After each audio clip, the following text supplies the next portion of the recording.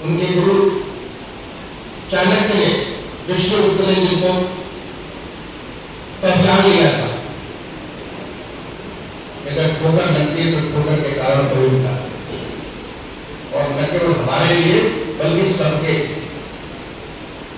आपने जो महसूस किया अपने पिताजी के इलाज के बारे में, और एक नया चीज खड़ा कर दिया कि जिससे और लोगों को इलाज के लिए चाहे क्रमांतरण की कष्ट हो या इतने दूर की यात्रा हो, इतनी सारी और सारी चीजें हो, उनसे लोगों को मुक्ति मिले, ये बड़े जीवन के लोग करते हैं। मैं उस भावना को प्रणाम। भावना हमारे भारतीय संस्कृति की के अंदर ओत-प्रोत है, हमारे सनातन में। क्योंकि हम लोग बहुत सालों तक जो गुलाम रहे, उस गुलामी केवल में हम अपने आप को भूल गए। हमारी गुलामी लगभग 1000 साल की, जिसमें हम अपने आप को भूल गए। अगर उसके पहले के इतिहास को जाकर के देखें तो भारत वो देश था जहां पे पूरी संजीदगी के साथ, पूरी आजादी के साथ, तब हम विश्व के सिरमौर हुआ करते,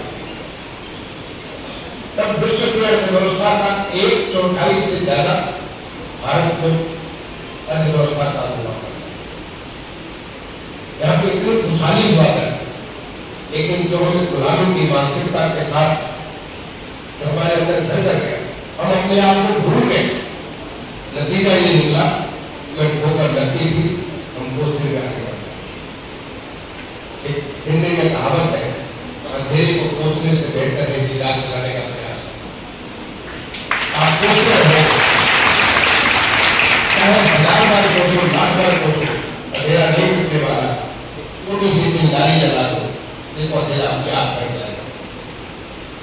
और यही प्रयास कैलाश त्रिवेदी जी के अनुभव से आप लोगों ने किया, और मैं आपको अपनी तरफ से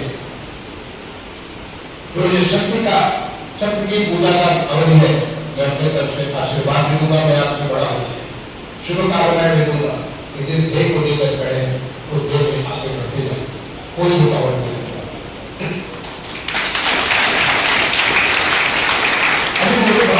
बड़ी खुशी हुई जब मैं अभी आपके दोनों ओपी और एमआरआई को देखने के बाद उन्होंने बड़े संजीदगी के साथ मुझे कहा कि उन्होंने एक बच्चे की जान बचाई।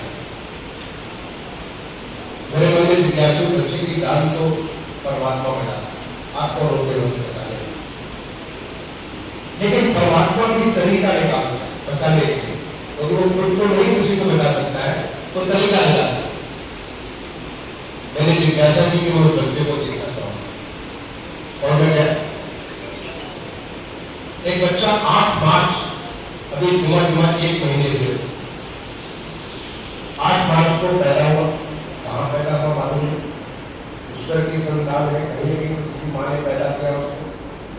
लेकिन पैदा करने के बाद माँ ने उसको एक पॉलिथीन में बांध दिया, और बांध करके उसको झाड़ियों के पीछे फेंक दिया।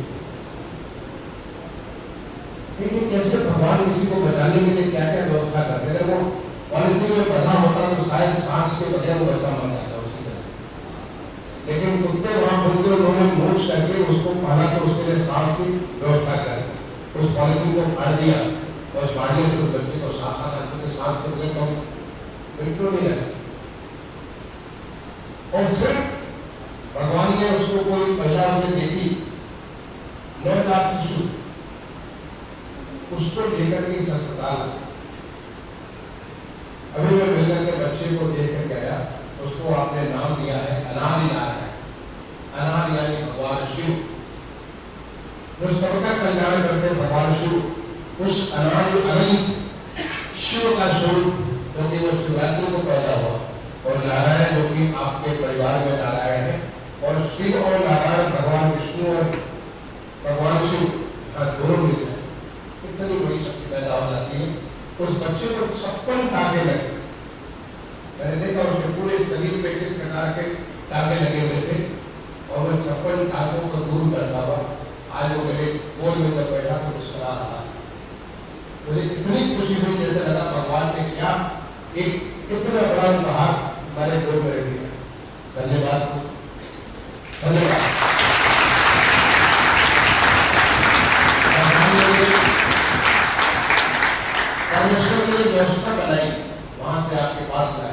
और आपकी पूरी टीम उस बच्चे की पूरी पूरी सेवा करें। बहुत बहुत आपको धन्यवाद। ये शक्तियां हैं, शक्ति अर्जित करें, यही हमारी सनातन की शक्ति है। सनातन में परोपकाराय स्वधाम विभूतयः, परोपकाराय जो करता है, परोपकार से बड़ा कुछ होता नहीं। इनके कहते जो देता है उससे बड़ा कोई नहीं होता। लेने वाला हमेशा छोटा होता है, देने वाला हमेशा बड़ा होता है।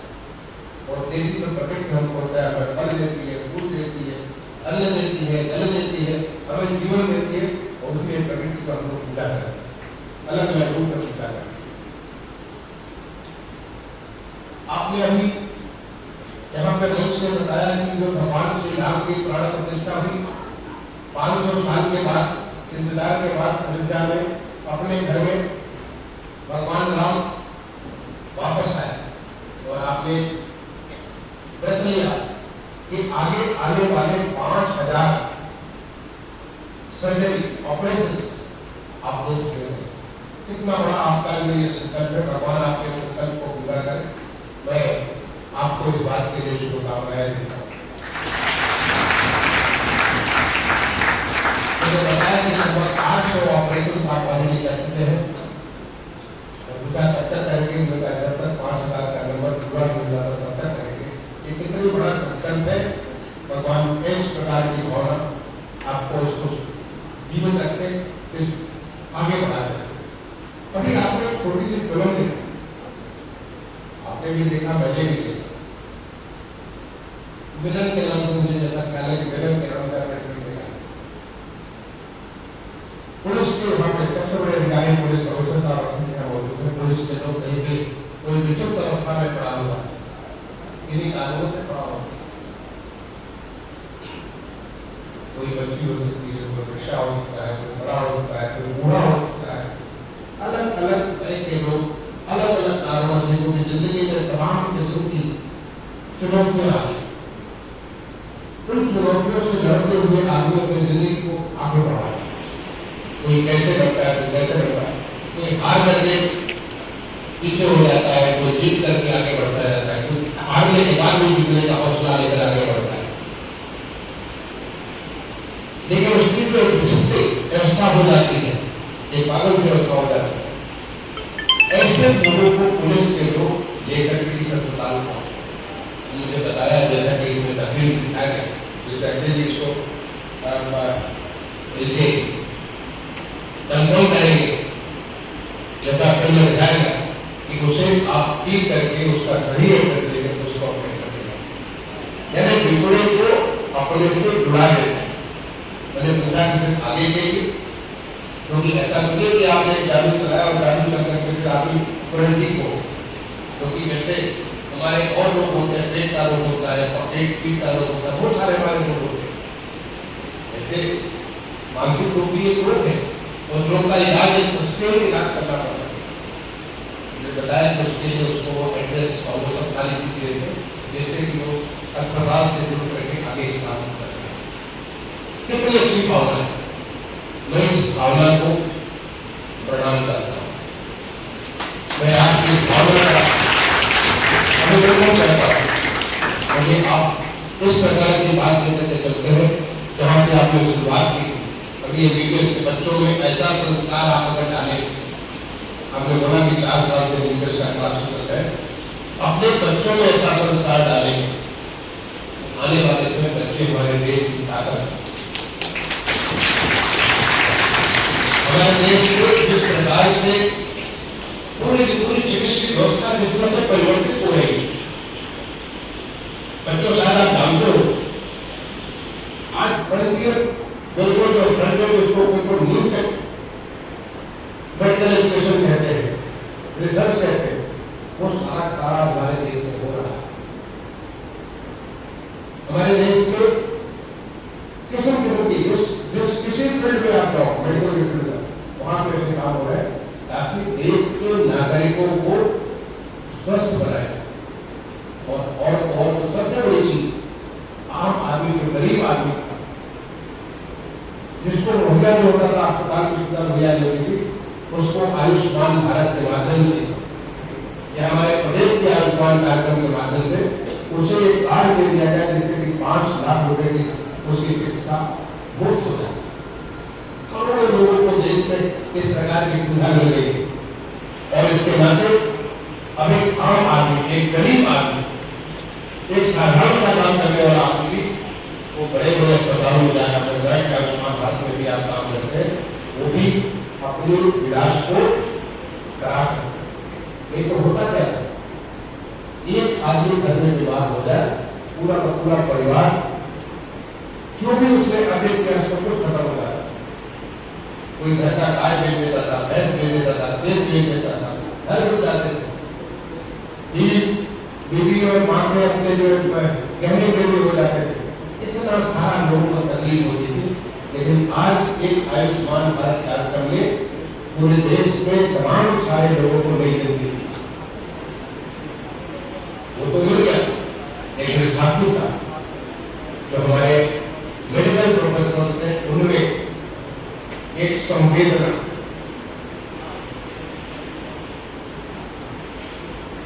आवश्यक है, उनमें दूसरों को समझने की, दूसरों के कष्ट को समझने की बहुत आवश्यक है।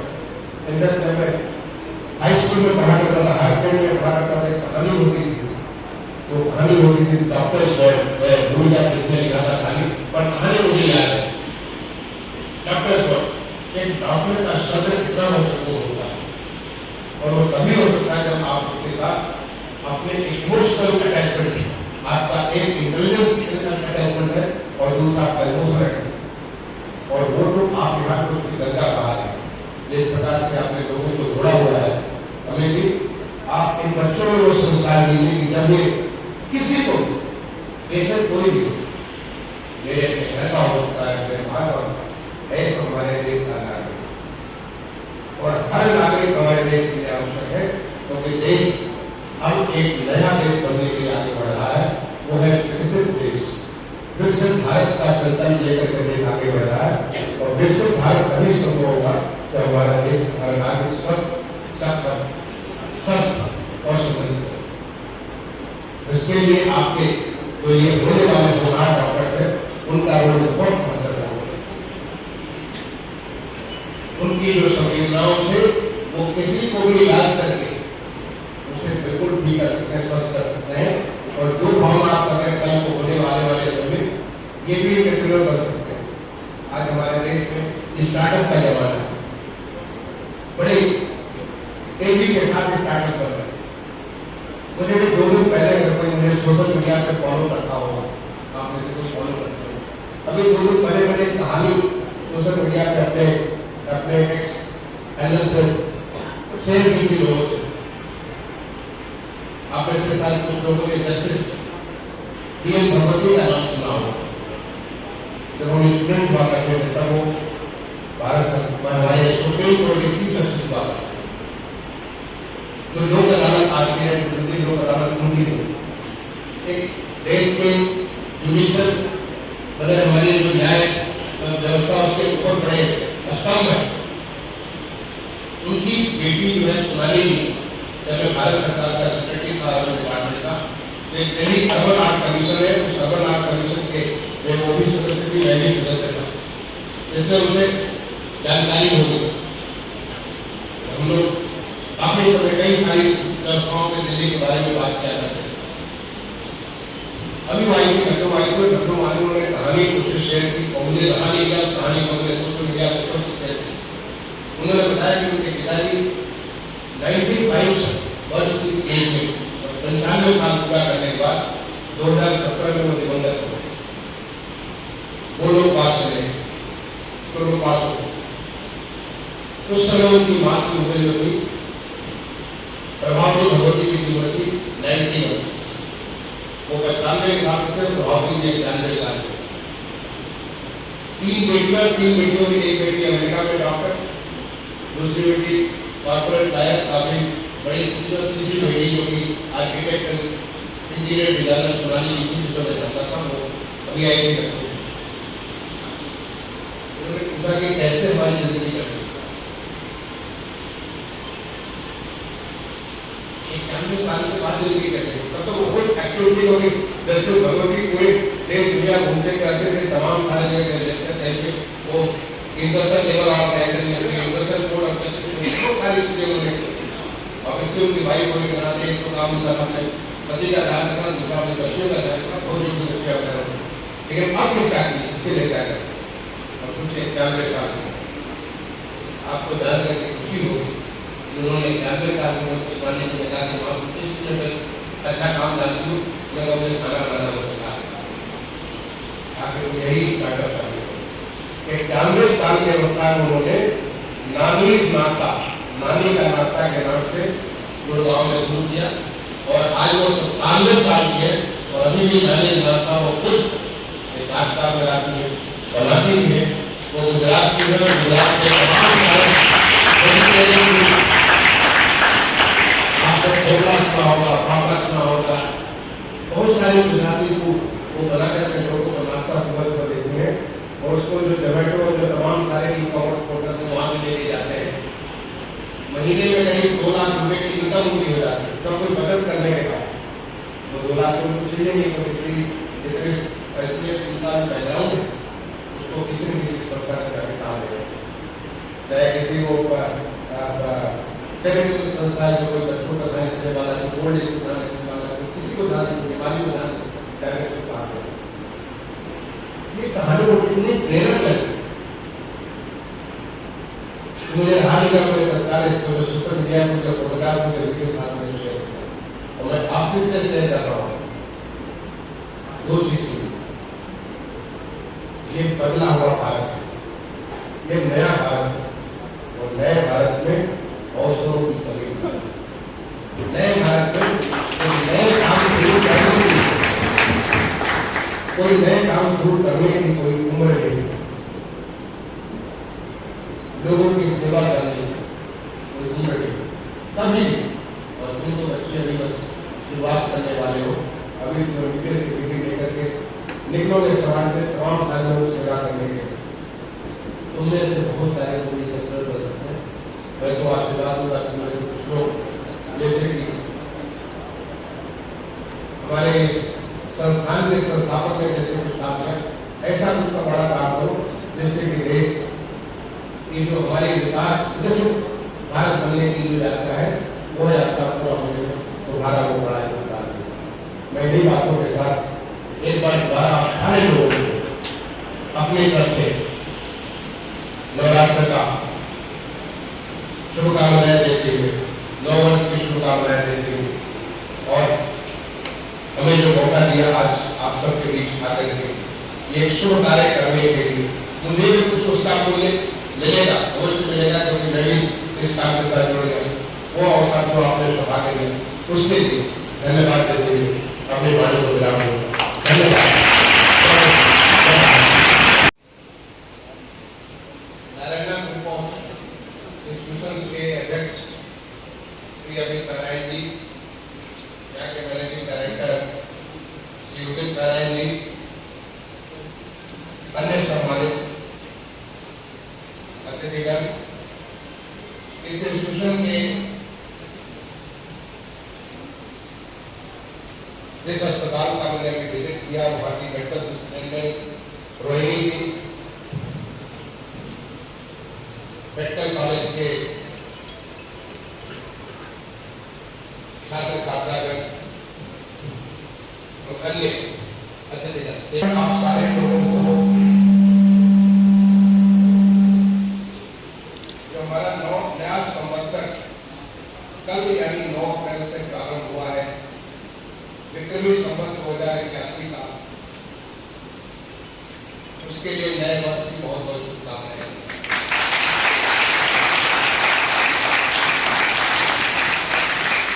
कल से ही शक्ति की उपासना के लिए वासंतिक नवरात्रि भी प्रारंभ हुई है और आज उसका माँ के पूजा का दूसरा दिन है। माँ का आशीर्वाद आप सब पर बना है, सबको शक्ति और ऊर्जा प्रदान करें, आप जिस कार्य में लगे उस कार्य को पूरा करें, इसके लिए भी मैं आप सबको शुभकामनाएं देता हूं। ये मेरा सौभाग्य है कि आज इस परम पावन पर्व के जो हमारे 9 दिन है उसके बीच दूसरे दिन आप सबके बीच उपस्थित होकर के दो बड़ी फैसिलिटीज का लोकार्पण करने का मुझे मौका मिला। पहली मैग्नेटिक रेजोनेंस मशीन में एमआरआई मशीन का उद्घाटन किया और दूसरा जो आपके यहाँ 8 ऑपरेशन थिएटर का एक समूह था उसका मुझे उद्घाटन करने का मौका मिला और इससे तमाम सारे लोगों को फायदा होगा। मैं इसके लिए अमित जी को बहुत बहुत धन्यवाद दूंगा।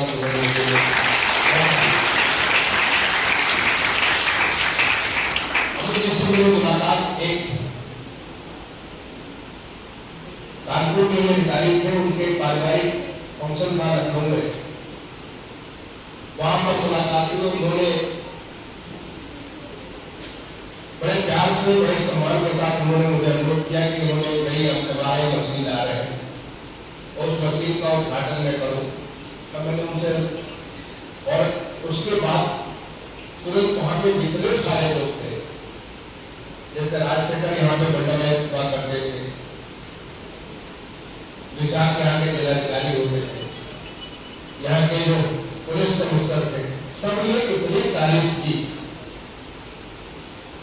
इन्होंने जब कोविड की महामारी आई थी उसमें अगर एक आदमी रॉक जैसे खड़ा था वो थे अमित नारायण और उसकी इतनी तारीफ की इतने सारे अधिकारी की तारीफ करने पर मेरे मन में एक बात अंकित हो गई थी कि मैं जरूर उस इंस्टीट्यूशन को देखना चाहूंगा जिसके बारे में इतने सारे लोग तारीफ कर रहे हैं, क्योंकि अनायास कोई तारीफ नहीं कर। और आज जब अमित जी ने अपनी वो कहानी सुनाई, क्योंकि मैंने आते ही पूछा कि क्या आप डॉक्टर हैं, तो मैं तो नहीं जाना चाहता था कि आप डॉक्टर हैं, उनका कि नहीं मैं तो डॉक्टर नहीं। इनके भाई बोले थी आप डॉक्टर हैं, भी डॉक्टर नहीं। तो फिर कैसे मेडिकल कॉलेज चला और क्यों मेडिकल कॉलेज चला? तो जो कहानी अपने पिताजी कैलाश नारायण त्रिवेदी जी की उन्होंने सुनाई और जिस भावना के साथ सुनाई, मैं उस भावना को सलाम करता हूँ, भावना को प्रणाम करता हूँ।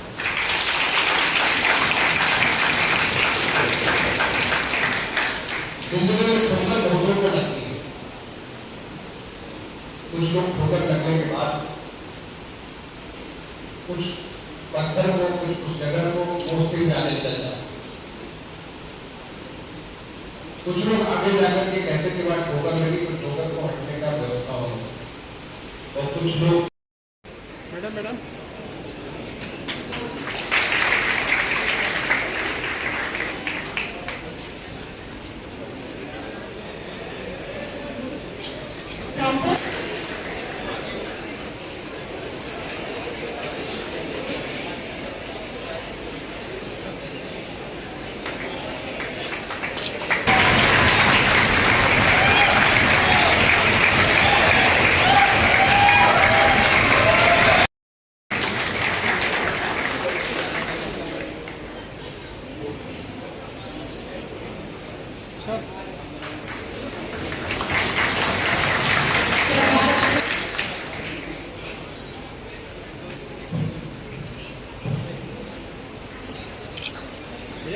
भैया भैया भैया